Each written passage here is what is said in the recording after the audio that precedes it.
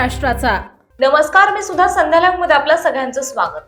महाराष्ट्राचे उपमुख्यमंत्री आणि पुणे जिल्ह्याचे पालकमंत्री अजितदादा पवार यांच्या दुःखद अपघाती निधनाने राजगुरुनगर येथे गुरुवारी शहरातील सर्व व्यवहार बंद ठेवून बंद पाळण्यात आलाय। सायंकाळी आम्ही राजगुरुनगरच्या वतीने सर्वपक्षीय शोकसभेचे आयोजन करण्यात आले।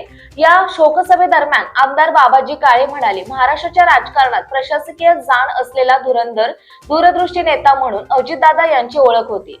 त्यांच्या प्रशासकीय अनुभवामुळे खेड तालुक्याला बरेच काही दिले असा हक्काचा नेता आता सभागृहात दिसणार नाही अशी खंत काळे यांनी शोकसभेत व्यक्त केली।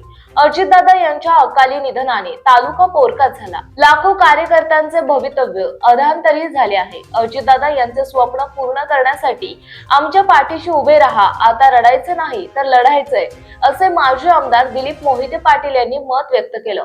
यावेळी सर्व पक्षाचे पदाधिकारी, कार्यकर्ते तसंच ग्रामस्थ उपस्थित होते। संध्या लाईव्ह साठी नाजिम इनामदार, राजगुरुनगर। आणि पुणे जिल्ह्याचे पालकमंत्री, आपल्या पुणे जिल्ह्याचे सुपुत्र, सर्वपक्षीय मंडळींचे मार्गदर्शक आणि माझ्यासारख्या कार्यकर्त्याचे सुद्धा मार्गदर्शक म्हणून जे लाभले ते स्वर्गीय अजितदादा पवार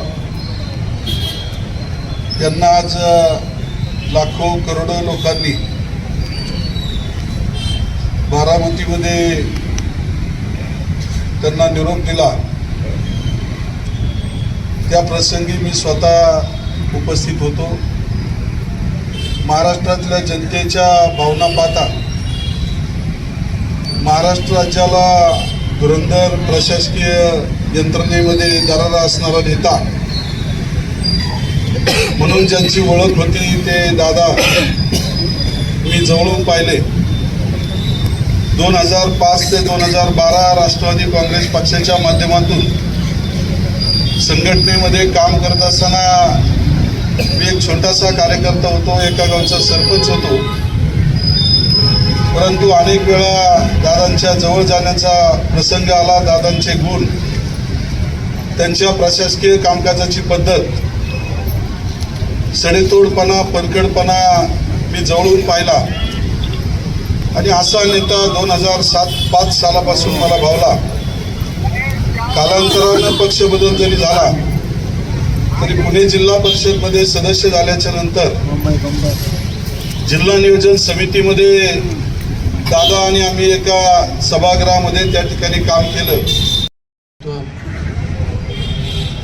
जिल्ह्याचे पालकमंत्री, जिल्ह्याचे नेते आदरणीय अजितदादा यांच्या निधनामुळे ही शोकसभा आयोजित केली।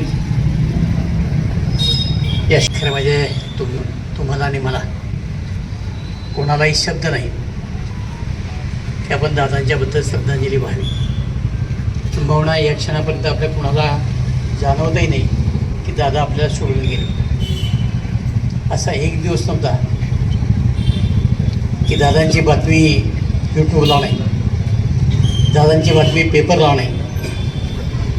365 दिवस जनमानसाच्या हृदयावर अधिराज्य करणारा हा माणूस, महाराष्ट्रातल्या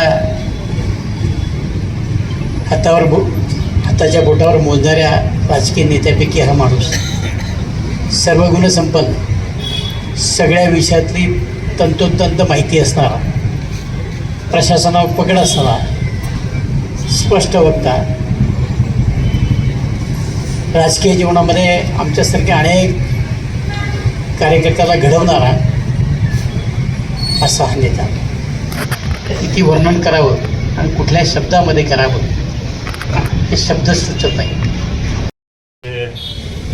उपमुख्यमंत्री, पुणे जिल्ह्याचे पालकमंत्री,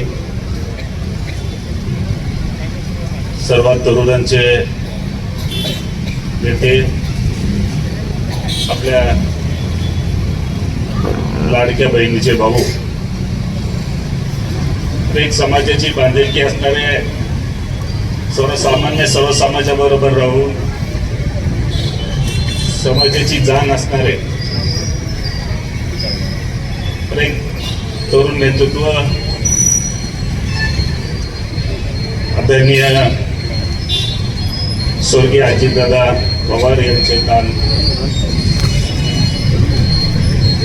विमानाच्या ॲक्सिडेंटमध्ये निधन झालं.